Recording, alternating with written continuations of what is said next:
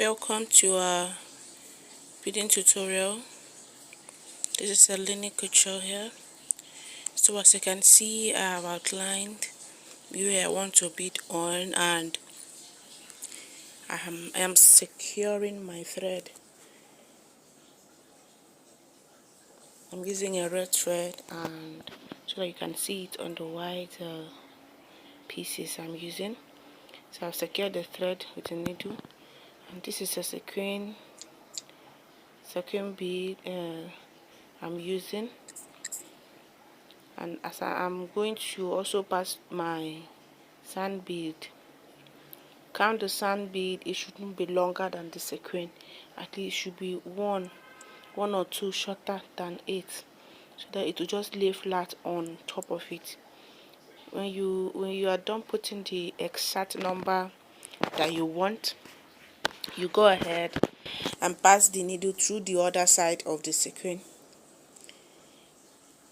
As you can see me do in this video, I have put the sequin and the sand bead on top to create the design I want, and then I pass through the other end before inserting it on my frame.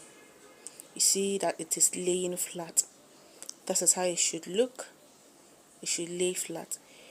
The color you should use should not just be this. You can use any color of your choice.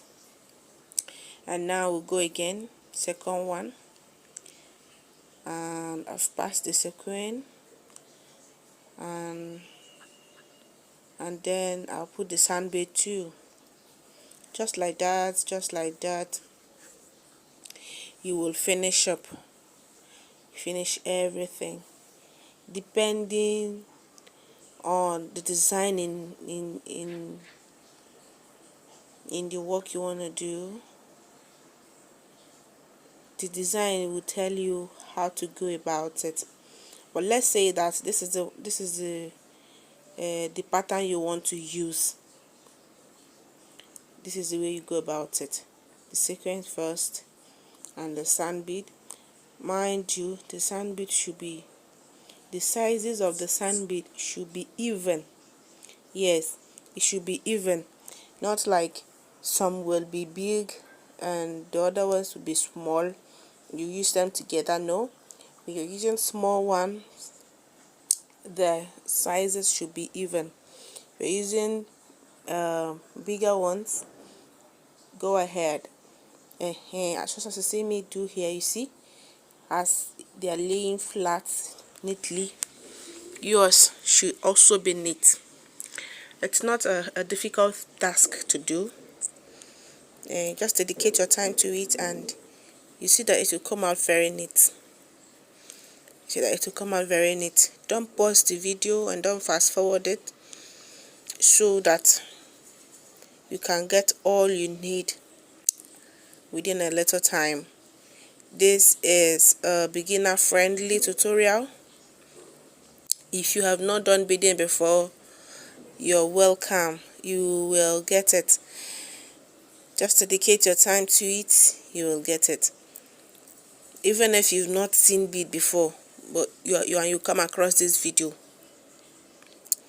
just go to the market and go to the place they are selling beads. You buy and then come and practice.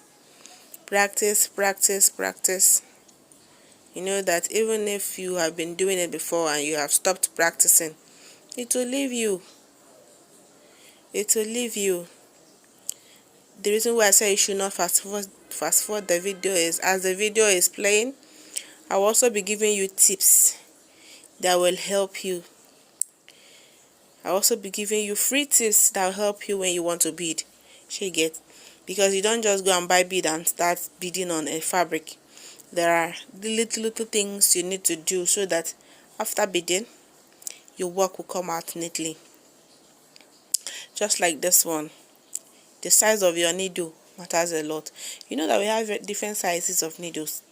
We have the straight ones and we have the curved ones. Even the straight ones, we have different sizes. The ones that are big, the ones that are small, and the curved ones, the ones that are big, the ones that are small. And the one you're seeing here in the video is a size 12 straight beading needle.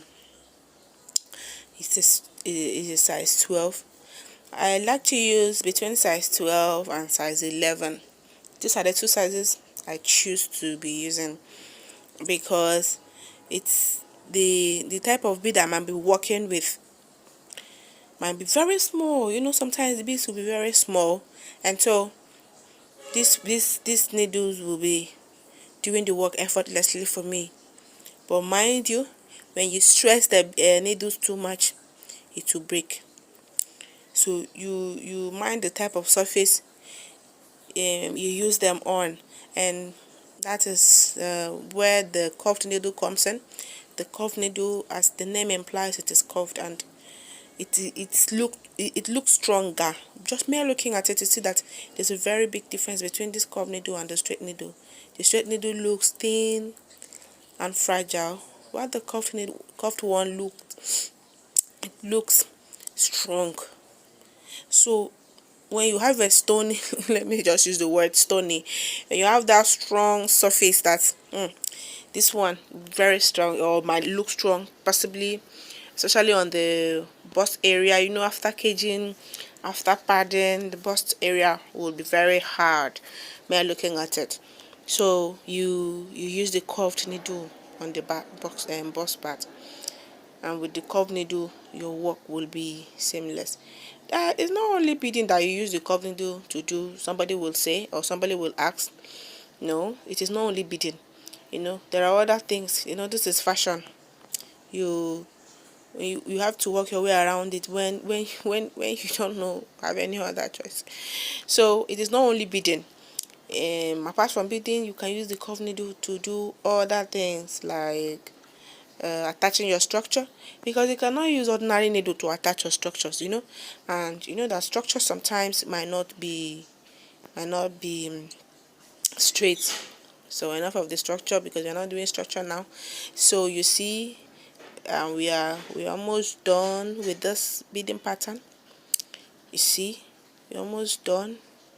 You take your time. You don't rush beading.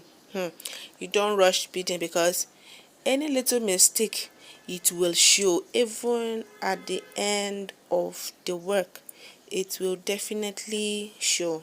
So to avoid lose it and start all over again, you need to be careful. It might take time though, but at the end of the day, the time it will take, and when you see the beautiful thing you have created, you'll be happy that you spent it. You'll be very happy that you spent that time. Okay, you see, we are almost done. I think this should be the last put. So after putting this, after we might have done this, you see how it will look. You see, they are laying neatly. And now the outline we made for this pattern, you see that we followed it strictly. So that's how your own should look. Your work should be neat. So you see, this is so beautiful. I hope you'll be trying yours. Even though you have not done this before. Going through this tutorial, you don't even need any other thing, any other assistance. You get it. Bye.